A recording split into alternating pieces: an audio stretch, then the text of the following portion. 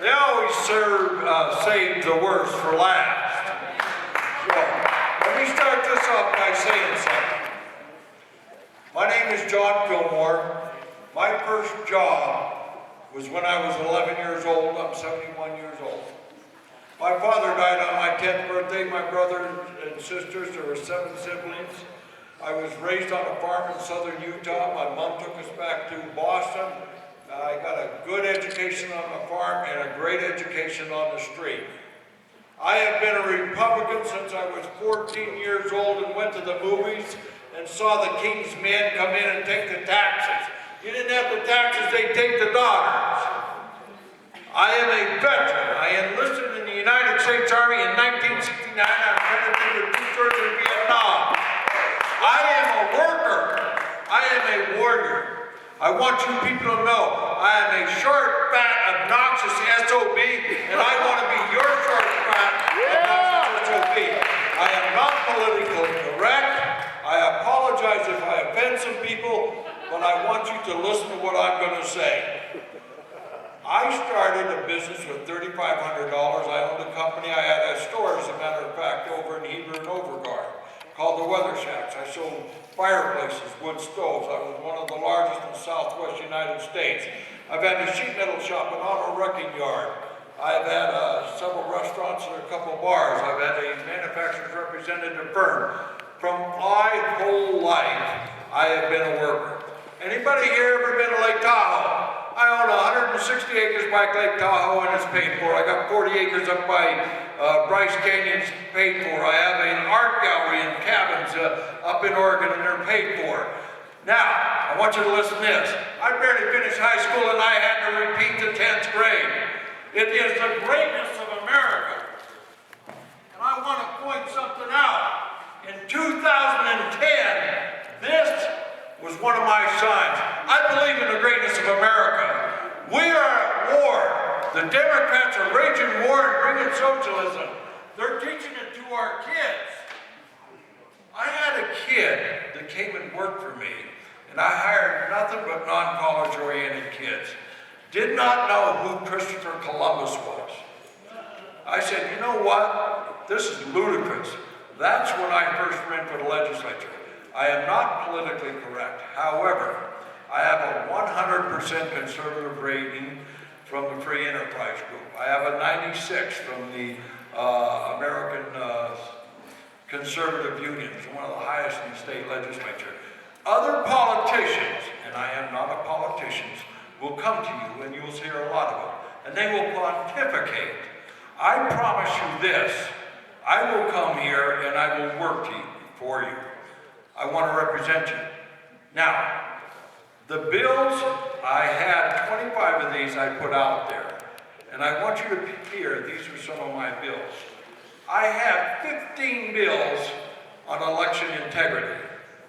I am carrying the bill for the Patriot Party people that President Trump championed when he was here the other day, which is 1958 protected integrity voting, in person, on paper, no electronics, and government ID.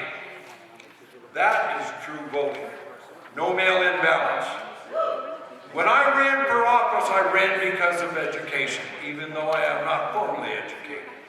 The bills that I have proposed, and I have proposed these over and over, and I get animosity directed towards me from Republican leadership. Bills that I got 2 years to get through committees, such as our kids should have to say the Pledge of Allegiance. Our kids should have a moment of quiet reflection. I can't say a prayer because the Supreme Court says I can't. But our kids need that. And I remember, how many of you remember a guy named Red Skelton? Red Skelton in 1968 did a little sketch that I remember to this day. I, me, a person of one, pledge, donate to the united individual, united, not individual, states of America, the beacon that people still die to come here to see. I love this country. I have been the former president of the Superstition Mountain Republican Club. I have been a precinct committee man for over 20 some odd years. I have been a state committee man for many, many years. The bills that I propose, I wage war. I used to serve on the Appropriations and Education Committee, and I waged war with people like Rusty Bowers, who was Speaker of the House, because he was killing good bills. I got removed from the Appropriations Committee and from Education because I spoke up. I was censored.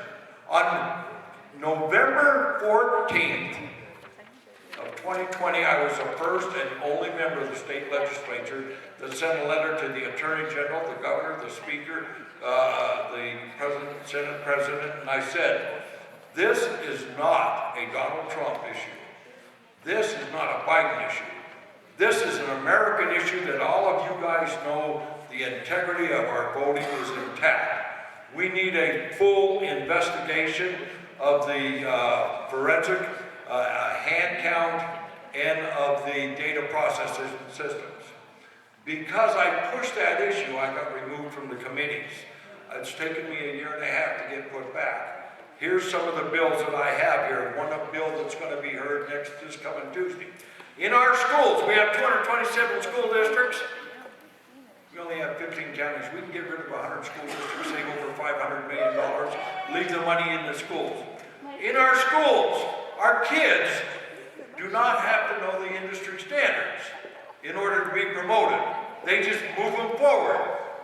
I have proposed a bill which will be heard next week, which says, no kid, if he does not know the standards in 6th, 7th, 8th, 9th grade, he doesn't get promoted. He has to finish it like they used to do back in the 1960s. My days, go to summer school or repeat the grade.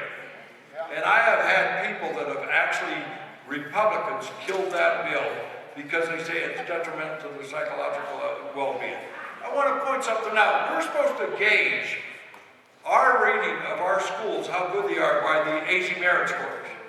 Do you know that in the state of Arizona, over half, our state average is 46, 44, and 48% passing.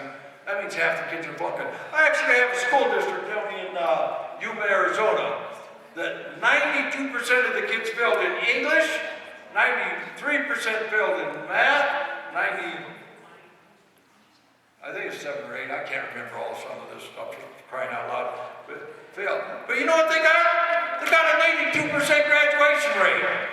We're pushing blocks out, all the money we spend in education. Some of the bills that I have brought forward, it's only 2 sexes, male and female.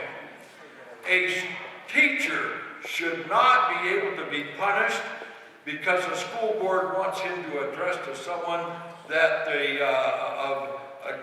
student that wants to be, who is a male, wants to be identified as a female, and they tried to fire the teacher, and they actually did down in Awatuki. Yes, I will shut up and take some questions. Listen, people, if you have no questions, here's what I want you to know. You got a pen and piece of paper? 602-885-6691 is my phone number. I never shy away from it. You call me 24/7, I will respond. I hope you give consideration for me to vote, support you. I work for Republicans.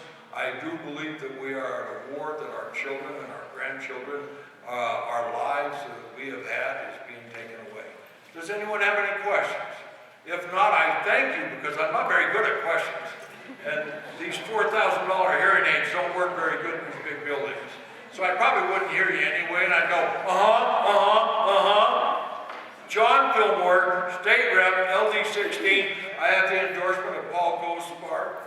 Thank you, Mr. Blackman. I have the support of Mr. Blackman. Yeah. I am highly supportive of Dave Marshall. He's going to be an excellent legislature down there with me. And I will promise you this.